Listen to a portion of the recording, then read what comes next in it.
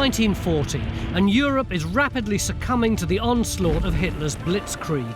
As country after country falls, one small band of exhausted troops, boys and old men, prepare to defend their city against the mechanised might of the German army.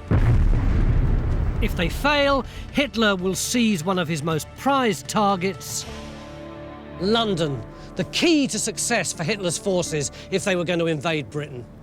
Of course, we now know that didn't happen. The Germans never crossed the Channel, but for a desperate time at the beginning of World War II, Britain had to prepare for an attack which would have changed the course of history. All around me here on Shooter's Hill lie the hidden remains of those preparations. Pillboxes, anti-tank weapons, massive explosive booby traps. This is archaeology from a time when invasion and a fight to the death were very real prospects right here. And we've got just 3 days to find out what's left of it.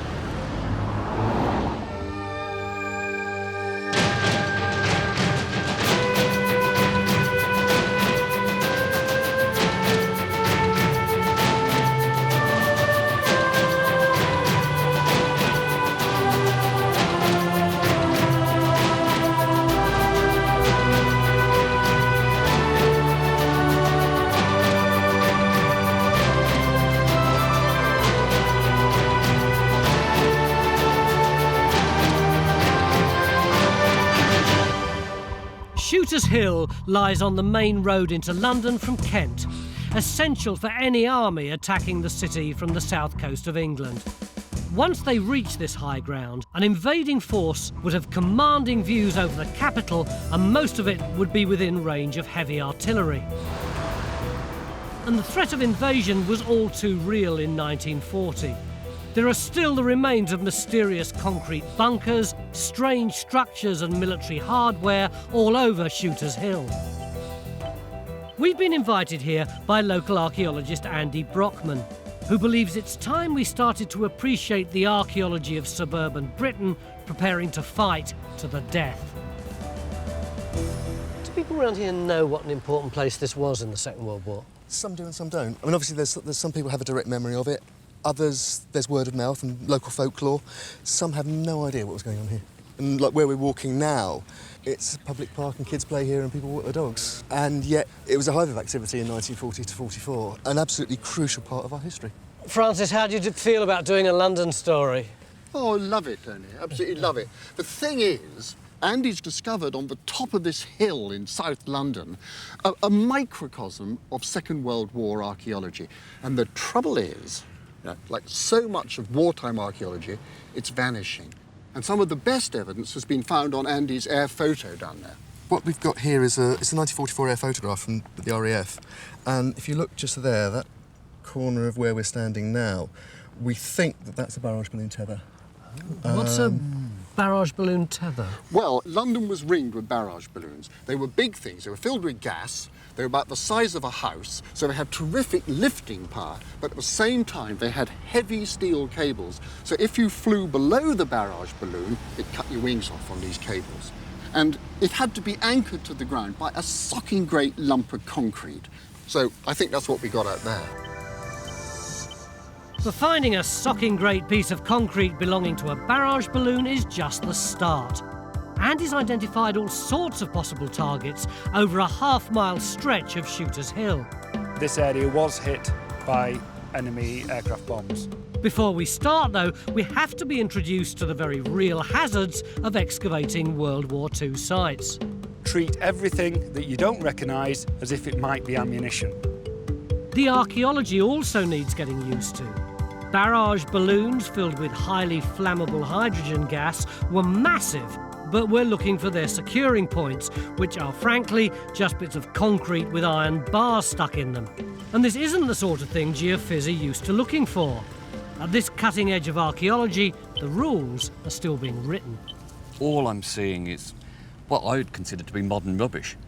To be honest, it's all ferrous iron material, lumps of concrete, reinforced maybe. But that's the sort of stuff we're looking for. I know they are. Well, it looks like we're in the right place then. So we're going to dig a series of test pits to investigate the strongest anomalies on John's geophys to see if that can help us sort out what his results actually show. I think it can be quite challenging, ain't it, this mine? It is, isn't it?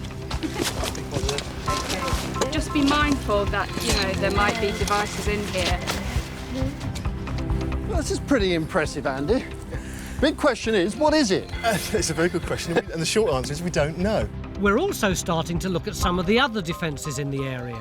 And a lot of the archaeology on Shooters Hill suggests that they were preparing for something unthinkable today, a fight against a full-scale military invasion of Britain. Guy, what state was the country in when these defences were built? It's quite difficult to appreciate that now because, of course, we know that the war would end in 1945 with Britain having won it. In 1940, it's an extremely different situation. Hitler had issued Directive Number 16, which is Operation Sea Lion. This is all the plan for the barges, the invasion process. If this man had succeeded in invading Britain, that would have meant every able-bodied man between the age of 17 and 45 in Britain being carted off to concentration camps and work camps. And then there was the black book of all the notable individuals that the Nazis wanted to wipe out. And these included people like Noel Coward, simply for being homosexual. Writers like George Orwell for ridiculing the Nazis, and H.G. Wells just because he was a socialist. So, I mean, it was a really quite extraordinary and terrifying prospect that Britain faced in 1940. So did we have any confidence that anything could stop this invasion? Well, about confidence, they certainly had plans in place, and what the Home Defence Executive decreed under General Ironside was to develop a set of defences, a whole network of what were called stop lines. The whole purpose of these stop lines was to stop invasion forces getting inland, to delay them, to get them off the main roads into flooded ground, into the fields, stop them moving. Now in London, here, there was the outer ring, which is almost equivalent to the M25 now, round the edge here. There was the middle ring here on which Shooters Hill is based. Now this is at the edge of the urban area. And then there's a central core around Whitehall and the Thames there, which was the real heart of government. It's a massive, massive network. And of course, Shooters Hill is only one small part of what is a massive national concept for stopping this invasion. Most of the stop line installations have been lost or destroyed over the last 70 years. So it's crucial that any surviving examples are properly investigated. This used to be the garden of Colonel Bagnold, who used to have a big Victorian villa here. Yeah. And the local folklore has it that this was built to be an air raid shelter for his staff. But it doesn't look right to be a domestic air raid shelter. The military people say that this kind of that shape there is there to deflect incoming rounds. Yeah. Which says it's military. So did it have a water supply? Not that we know of. But if you look back behind us, there's a flange pipe in the ground there. That one down there. That's right. And there's others that run off through the woods in that direction. We just don't know what they are. It's another telephone mystery. wires going down them. We know they were laying wires all across the hill here from all the various military installations. Well, it seems to me we don't know a lot about this, Matt. So if you don't know something, the only thing to do is to dig, isn't it, Matt? That's the way. So our second investigation starts over in Oxley's Wood to see if this bunker is an air raid shelter or actually part of one of the London stop lines. For such a recent period of British history, both our sites are presenting our diggers with a number of challenges outside their normal digging experience. I mean, is it part of it? Is it just snatched off? You can't really tell, can you? Rusted metal and rusted metal. The problem is, this is the modern rubbish we normally dig through to get to the Roman or Anglo-Saxon layers underneath. This is obviously the end. It looks like... I think this is lead. Can't help but thinking that it is something electrical. But it looks very much like a lightning conductor. Where I work, we've got something very similar. It's a 1930s building. See, it's the thing with it, with this barrage balloon job. You spend all your time thinking about barrage balloons, tethering it to the ground. Yeah. You don't actually think about the minor practicalities of what happens if one gets struck by lightning with all those metal cables coming straight down to the ground. That's right, that's going to affect the poor chaps on the ground, you know. I think it's safe to say some of our team are finding this sort of archaeology a bit bewildering. But thankfully, this site has one advantage you don't get on a Roman or Anglo-Saxon dig. As I recall it, there was no winch on the ground. The winch remained on the lorry, because that's the chap controlled it from there. Eyewitnesses who were here when the structures we're investigating first appeared. If you see any lumps like that, that's what it was. Right, so it sounds like we're hitting concrete down there. It could be one of those tether posts. Could very well be. Ah, yeah, look. There you go. Over at the bunker site in Oxley's Wood, what seemed like a straightforward clearance job is now getting much more complicated. Oh, what you got? Hello. Well, look what we've got. We've got another one of these flange pipes here. There's bits of metal sticking out there. There's something sticking out there. Hang on, another one? That implies there's another one lurking somewhere. It's here. Oh, right, yep. Do you know what they are? No, we don't. They could be to do with drainage, they could be to do with electrics, they could be to do with sewage, they could be anything. Matt, can you really apply the same archaeological criteria to a site like this in the way that you could for something Norman or Roman? Well, I think in some ways you can, because there's no real evidence that these are anything to do with this bunker at all. When we first saw this, I mean, the first question we thought was, is it underneath this mound? In which case it was out of use by the time all this stuff was built up against it. So you can do relative dating, you can find out what came before and what came after what. Absolutely, and when we get a section through this, then we can look for dump lines and so on and maybe work out from that whether it was dug by hand, built by hand, or whether they got a digger in to do it, for instance. So far, we've been dealing with the architecture of war. Is that a drain down there? Yeah, it's a drain. That's why it sounded hollow. Exactly. Yeah. But we're also now finding evidence of the people who manned these defences. Here we go. Oh, it's a button here. It's your field, isn't it, Andy? It certainly is. What do you reckon on that?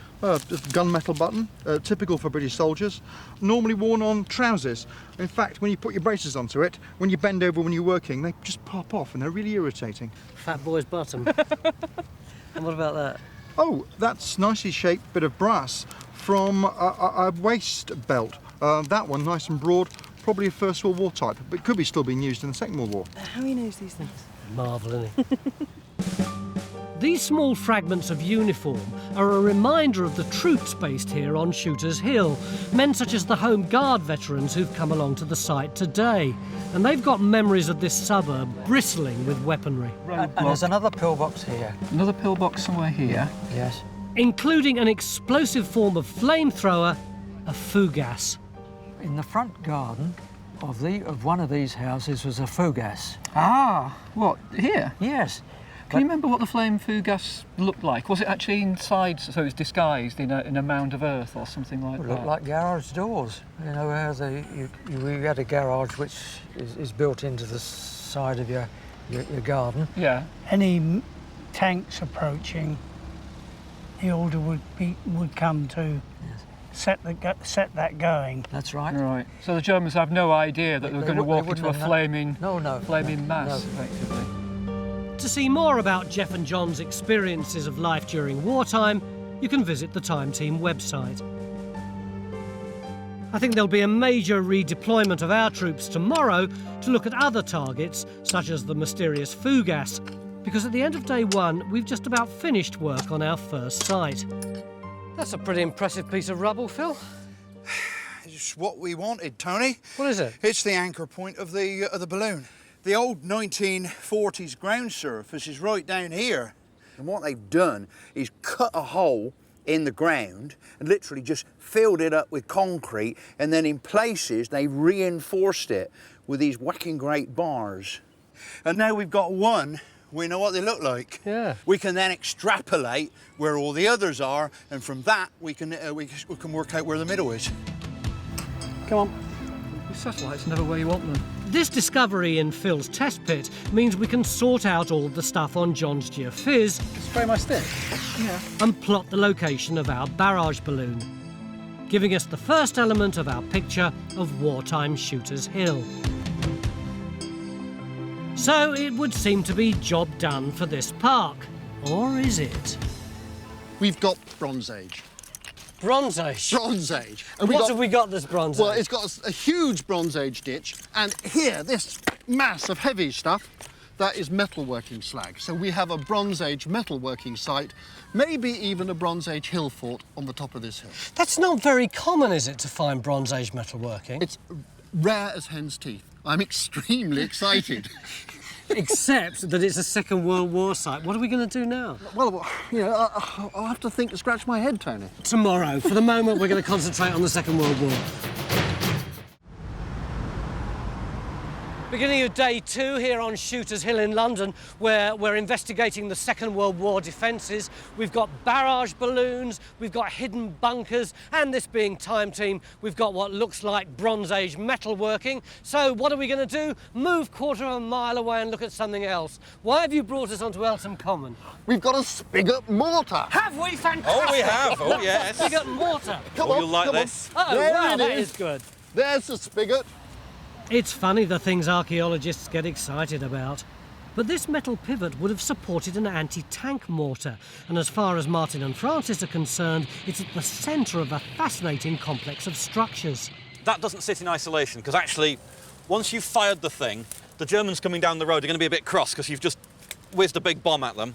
So what you're going to have out here will be supporting fire trenches. So while you're doing that, your mates with the Bren guns and the rifles are blazing away as well. And hopefully geophys are going to find evidence of that as well. So what exactly are we going to do here? Well, we're going to open a fairly large trench here because we're going to get the trench that surrounded this thing because you fired it down like that, you see. If it's a nice sort of full-on one, there'll be lockers for the ammunition, actually for the bombs that this thing fires, sort of about where Francis is standing.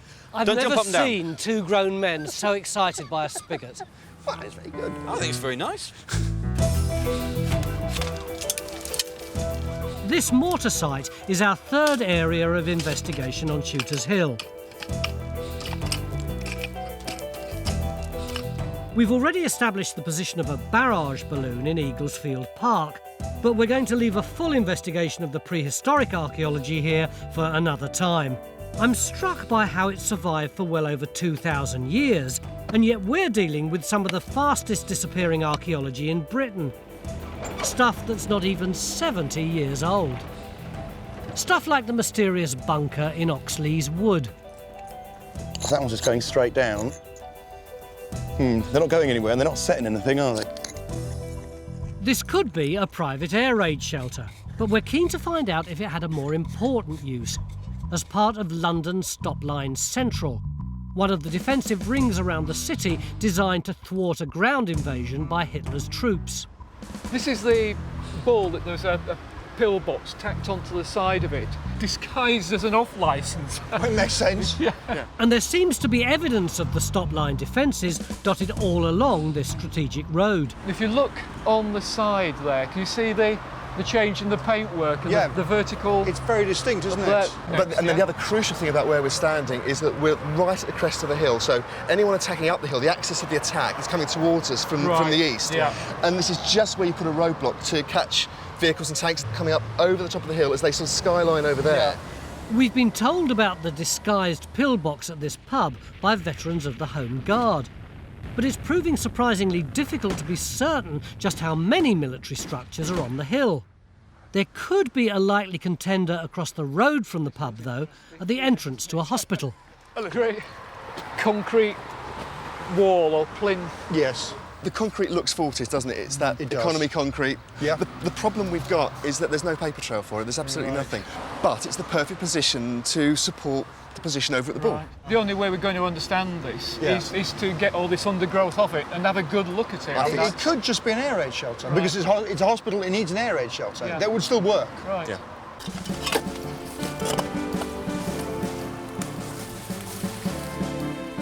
So this possible pillbox site next to the hospital becomes our fourth area of investigation.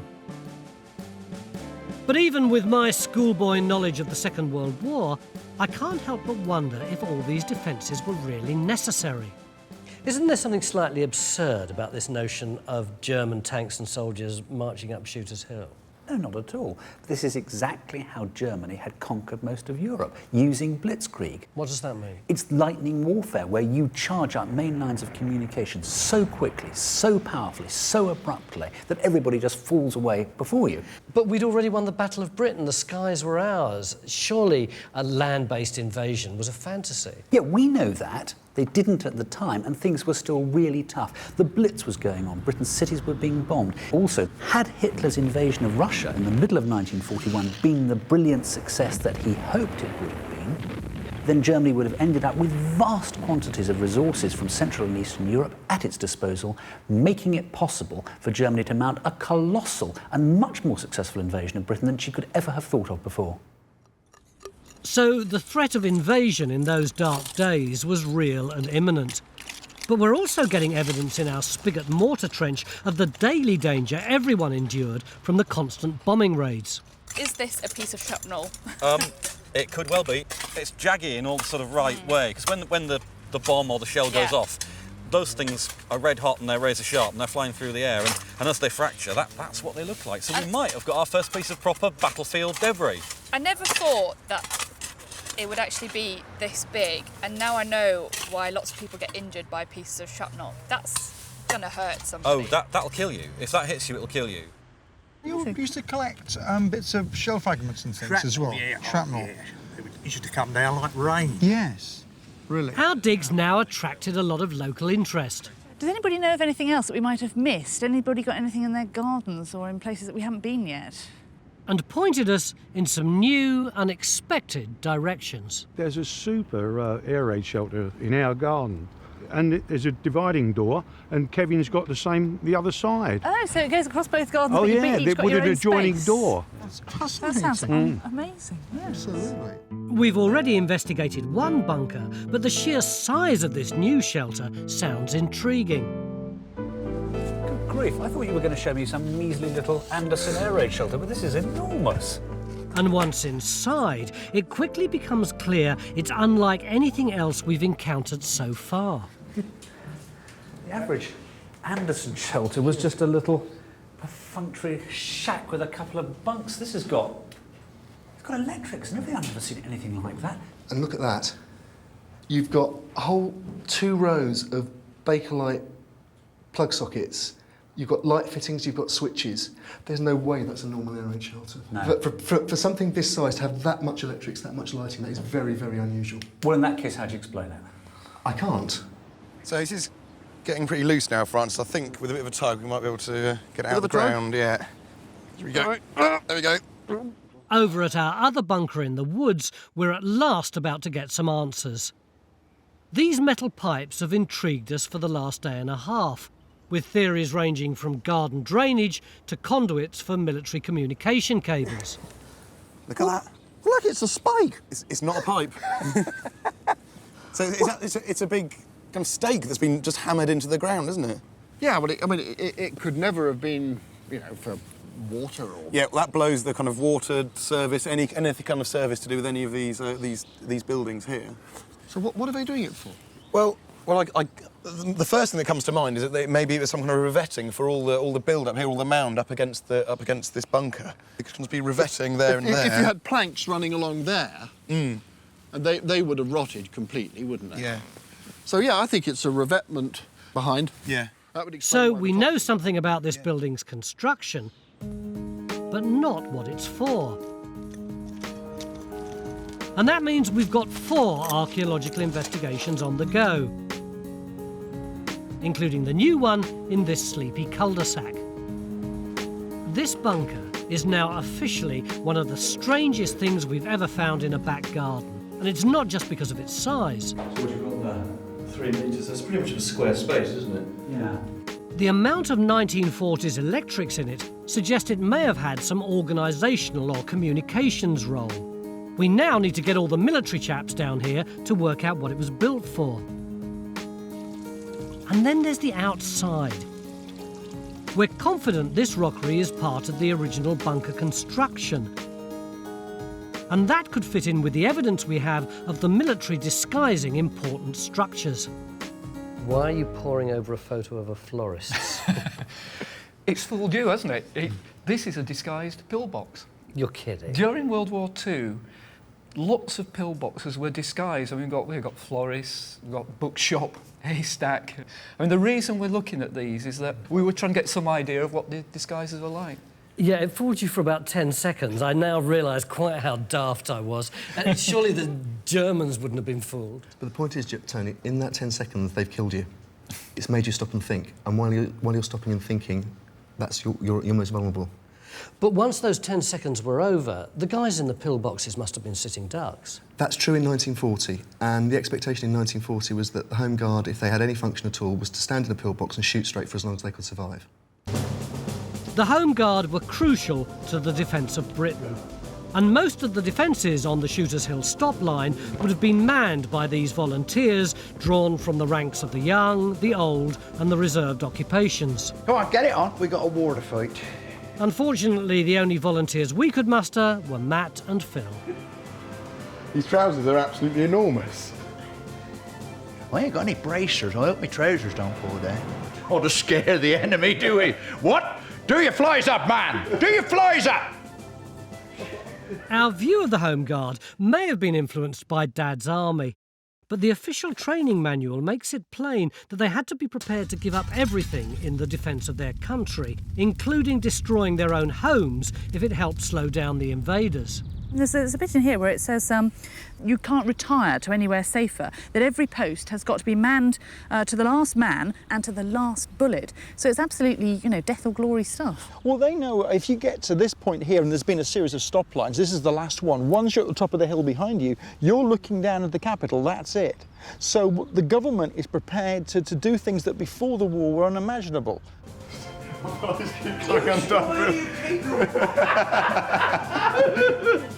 So, using the original 1940 handbook, we're going to put Time Team's own likely lads through basic training.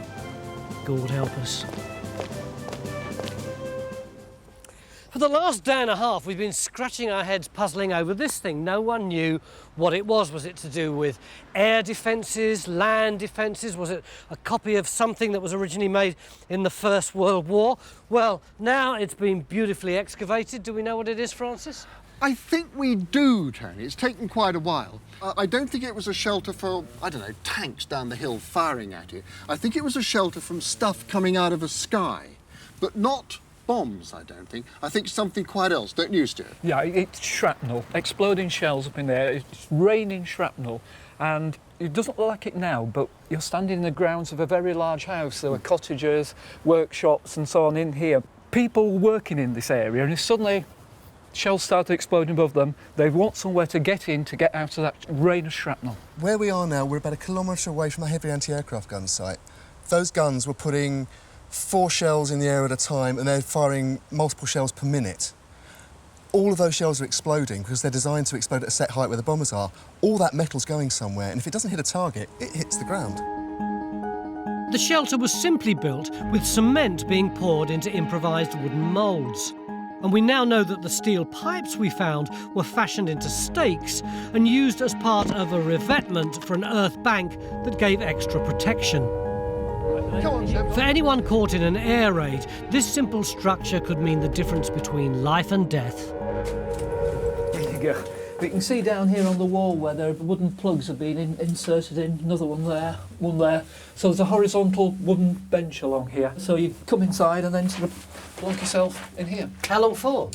Could be minutes, could be hours. What you've got to remember is every moment you're in here, you're terrified out of your life, because although this will protect you against the shrapnel coming down, it'll protect you against a near miss because of the blast wall at the end of the corridor there.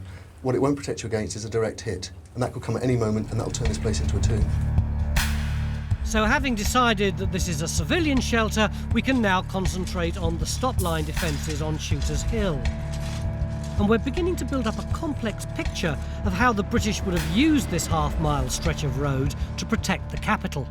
It's quite clear that it's a series of overlapping defences. If you lost one bit, then you retreat it to another bit and so on. It's like a crumple zone in a modern car. You'd have had pillboxes, you have roadblocks, you potentially have even minefields along here, along this bit up here. What I don't understand is, you could have put a block across the road, and they could have just gone down the side roads. Well, that's partly the intention, actually, because tanks don't really go well down little cul-de-sacs and side roads. They get blocked off. They can't do what they want to do. And if you force them around the houses, through the woods and trees and so on, then they're forced into territory they're not very efficient in the woods, and then you'll be able to machine gun them and so on. The whole tactic is to try and block you and force you into these blockages, really. Suppose the Germans had managed to cross Shooters Hill. Then they would have been in big trouble, they really would. If you didn't defend this road coming up onto the hill, you basically would have lost London. Squad, shut! Keep your eye on what they're doing, because you'll be doing it in a minute. But the troops manning this strategic route would have been vastly outnumbered by the invading German army. Let's go through that once more, do you think? Every shot from their anti-tank weapons had to count. Even if the recoil on the gun was so strong, you needed another member of the troop to hold you down. God, stone of crows. the earth moved there. God, it was... I mean, I pity a tank or anybody on the receiving end of that. There's only one small problem. This was developed before the Second World War began. By the time the war actually has been fought, the Germans have up-gunned and up-armoured their tanks. It wouldn't make a hole in it, which is why the Home Guard had this thing. It's a similar story with this anti-tank mortar, which could be mounted on the spigot in the trench we're digging on Shooters Hill, or used on these portable legs. Not looking very happy about this. No. But could this thing go off? It could do if his finger was on the firing pin and you'd lose your hands. It had already been rejected by the regular army as being totally ineffective. So it was given to the Home Guard, who would have relied on its mobility to fire off a couple of rounds before retreating to another spigot mortar trench in the area. Or in Phil and Matt's case, simply running away as far as possible. That'll probably do now, they can't see you. But they can't shoot at us from here. That's a good point. They can't see you, you can't see them. You're taken by surprise. Oh, by the way, you've got no bombs. Apart from that, it was brilliant. God, there's more to this than just a lump of concrete and a spigot, isn't there? There certainly is, Tony. I mean, I wasn't expecting it to be so well preserved. I mean, you've got the crinkly tin, the corrugated iron revetment around the outside. You've got these metal things that held it all in. We've even got the floor that the blokes stood on when they were working the spigot mortar. Not only have we got the floor that the guys stood on, we've got the floor that one of them's dog wandered across, because when the concrete was still wet, look down there. You've got in the wet concrete, there's paw prints. It's total war. Everyone's involved. Now, we can understand what was happening directly around the spigot mortar, but out there, that's crucial. So we've just done the geophys, haven't we? Yeah, this is from over here. Yeah. Yeah, John brought this down a few minutes ago, and that's behind us. That's the mortar pit, and you've got these two very obvious anomalies here. Those are very, very high magnetic readings. So what John's telling me is he thinks they're more corrugated iron, probably revetting 2 fire trenches. So are we going to put a trench in out here? You bet, Tony. Absolutely. So in the last few minutes of day 2, we're starting another area of investigation to discover if these anomalies do belong to support trenches for the spigot mortar. We now have just 1 day left to piece together all the different defences on Shooters Hill, as well as come up with an explanation for the mysterious back garden bunker.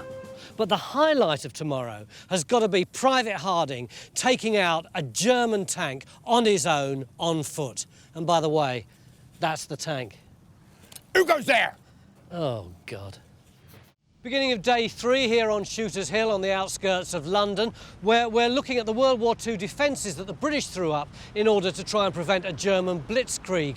And we've found bunkers and something called a spigot mortar. And day 1 here, we found a huge barrage balloon tether. So we closed all the trenches down and we went somewhere else. At least I thought we had. But John Francis, you're still here. Go away. No, Tony, I'm rooted to the spot. You remember on day 1, as well as the barrage balloon, we also found that rather interesting prehistoric stuff, the Iron Age stuff. So I got John here to do some more geophys just to see where the ditch was going. And while he was doing that, he extended his whole area of survey and found something altogether unexpected. Something else Iron Age? No, not at all. Basically, we've got this zigzag trench going through the result, and that's right on the far side, in the trees there. Do you think it could be part of the World War II defences? I think it has to be. So we're going to put a trench in over there? Oh, yes, absolutely. So our sixth area of investigation into the defences of Shooters Hill will be these possible trenches. And if that wasn't enough, one of the Home Guard veterans has suggested a location for one of the fiercest weapons in the British arsenal, a flame fougasse. The makeup of it is a quantity of 40-gallon oil drums, which you fill with flammable liquid, petrol, benzene, waste oil, anything you can get your hands on. And then behind it, you place a large explosive charge and then project it towards the enemy. So a tank coming at this road is going to go straight into a sheet of flame? Yeah. The thing about it, you don't just leave petrol lying at the side of the road in petrol cans or anything. You've got to disguise it, you've got to hide it. And this is the absolute perfect place to do it. You've got a bank, you can dig and hide the petrol drums in there. It was disguised with garage doors, so it couldn't be seen. It's also alongside the main road, where the tanks will be coming up, struggling up this hill. And so as petrol's released, it will flow down the hill and get other tanks down below it. Stuart's convinced this site fits perfectly into the unique landscape he's investigating. But on the other side of the hill, our potential pillbox is looking much less pillboxy, although it does seem to have something to do with defence. Reinforced. Reinforced. Big metal bars. Yeah. Right. So you'd get reinforcement in a roof, but you could also have reinforcement if there was something heavy stood on top of something. You can't tell if there's a void underneath from that? No. No. Well, that's useful to know, just that alone. Are you going to do it all? Do you want a second opinion? This is just one of the sites we still need to solve on the last day. We're a long way underground, aren't we? We're deep. Yeah. This is one of two rooms. We've got a connecting door. But although it feels like we're constantly learning new information about the very recent past, one site in particular, the back garden bunker disguised as a rockery, has got the experts flummoxed. Strange. This is too much for an air raid shelter. And the only reason that you might have a door to next door is that if you were thinking about First World War practice with dugouts, you always have two entrances in case one's blocked. Always. Yeah. Always. This is different to the other sites we're investigating. The other defences are aimed at stopping a German attack, but the military guys are beginning to wonder if the garden bunker has got something to do with the most dreaded scenario, the successful Nazi occupation of Britain. What would have happened if the Germans had been successful? What would have happened behind the lines? Right, well, there's a whole series of preparations for that. We've all heard of the French resistance. There's also the British resistance, the auxiliary forces. These chaps were going to be hidden in cells, little sort of underground bunkers. Their idea was that they'd be expendable suicide squads who would have gone out to assassinate German officers, knock down telegraph poles, blow up railway lines, and they'd probably only live about 2 weeks before they were killed, if they were lucky. Is there any evidence of those guys on the ground, though? It's very scattered around the country because, of course, it was deadly secret. So deadly that the men who had recruited these volunteers, unbeknownst to them, were going to be killed by the volunteers in case they gave away the names of the volunteers under torture by the Germans. But there are installations, we've possibly got one round here, nobody really quite understands it, and it may have been linked to this. Back out on Shooters Hill, the Archaeology has hit a brick wall, or more accurately, a bit of prefab wall and a toilet seat. The trench we put in to investigate possible support trenches near the spigot mortar has revealed rubbish pits containing the detritus of prefab homes put up after the war to ease the housing shortage. Hi Neville, any sign of a slip trench? Absolutely not, I'm afraid. And our new trench up near the barrage balloon has been equally disappointing. What's causing all the geophys noise? A lot of ironworks come out of here, things like this hinge. And it's all fairly recent, is it? Yeah, 19th century. 19th century. I mean, that is the big problem, isn't it, with digging recent sites, because you get all the recent rubbish. Absolutely. But we think we've established what was going on beside the hospital. It's not classically like a pillbox. Pillbox shapes tend to be rectangular or hexagonal. They're enclosed units. This is more of an L shape, and it actually feels more to me like a defended gun position than a pillbox. An anti-tank gun here covers all the way up the road to the brow of the hill. Anything coming over there, you have got first sight of it.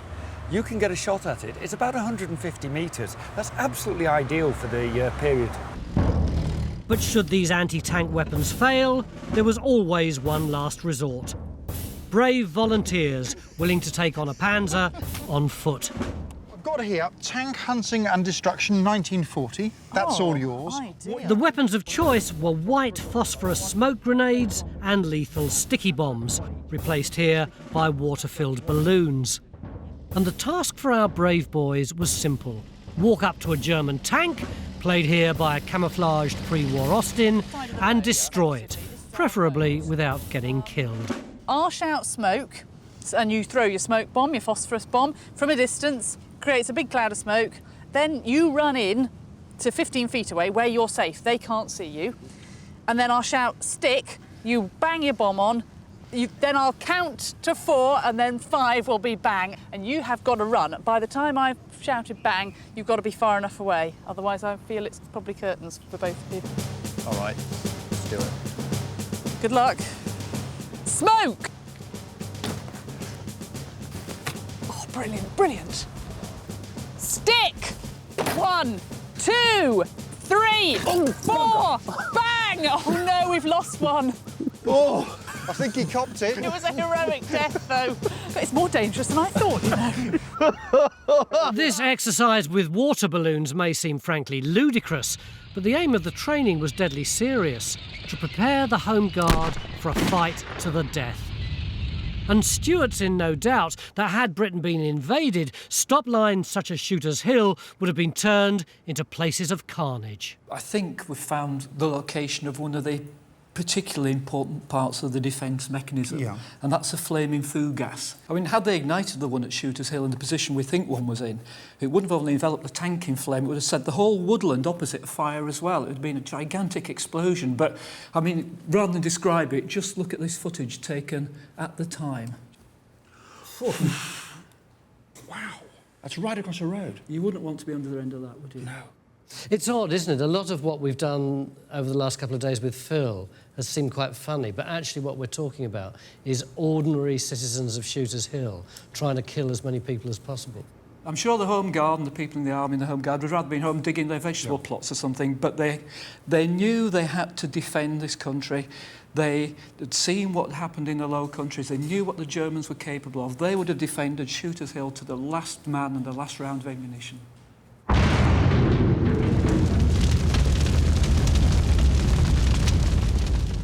That does look more familiar. Oh yeah, but hasn't it all changed since you saw it last? It's great. We've finally finished the spigot mortar site. And Phil, now back in civvies, can cast an expert spigot mortar operator's eye over the finished trench. What strikes me about this that we didn't get yesterday, yesterday we plonked it down in an open field. This is that you get that aspect of the location of the thing. Yes. This is deliberately placed here. It's got wonderful command of field of the road there. Yep. And then presumably if you swing it round, you can command a view through there. Bang, you've got them that way. And not only that, even here, you're just on the break of slope, so you're just slightly hidden so that when you do come under pressure, you lift it up and you can leg it. Yeah, well, I've spent a lot of time looking at the pamphlets, at the instructions, at the theory of all this. And what's occurring to me is that it's very different to how they're supposed to be. Every photograph that I've looked at while we've been doing this is different. And not one of them, of any of those photographs, has got wriggly tin in like this. So why dig these things? Because you look at that and think, yeah, we know what's in there. This is no, a bit we don't. reminding me a bit of Roman archaeology, isn't it? You know, that you start them in the 19th century and everybody reads up and they say, we know what the Romans did. And then you start digging and it's different. Totally. It may just be a concrete plinth, but it represents the final layer of defence for London's Stop-Line Central. A vivid image of a people prepared to fight to protect every inch of their country. It's attrition, it's bit after bit after bit. It's all about defence in depth, one line after another line on top of this hill. Outnumbered and outgunned, the outcome of invasion would seem bleak. And yet there's a chance that this system of stop lines would have worked. The Royal Military College at Sandhurst did some war games in 1974 in which they simulated what would happen if the Germans landed in Kent. They could have got through about 3/4 of Kent, only to be stopped by a succession of stop lines at the very outskirts of London. Now, they'd have been here for about 3 weeks, by which time the Royal Navy would have sailed down from its strong base in the Orkneys and would cut off their supply lines, and that would be that. They'd be stranded here, no petrol, no food, and we'd have won. But the authorities weren't going to take a British victory for granted, and our dig here has got one final surprise for us. It's a rockery. It is a rockery, absolutely is a rockery. We were brought here because of the extensive work of local archaeologist Andy Brockman. And he now believes that this leafy suburban garden could contain one of the rarest examples of Second World War archaeology in Britain, a communication centre for the British resistance. Whatever's going on here, it's really, really unusual. Nobody knows about it, nobody's admitting to anything about it. It's hidden away in suburbia. So you're saying it's secret? There's no paper records that we've been able to find. Yes, I'm saying yes. So what were the With a guys big red doing stamp. here? Is this where they're coordinating defence, or are they coordinating some sort of black ops when the Germans actually do come through? I think we're pretty sure that this says there's some sort of communications function here. Yeah. There's a loom of communication cable coming. This is desk height. You could put a switchboard or something here, or a radio system. It is extraordinary, isn't it? Because a programme which was really quite sort of objective and measured, as soon as you're in here, it really becomes quite serious and spooky. Yeah. It's also serious archaeology, because if this is what it could be, then it's nationally important.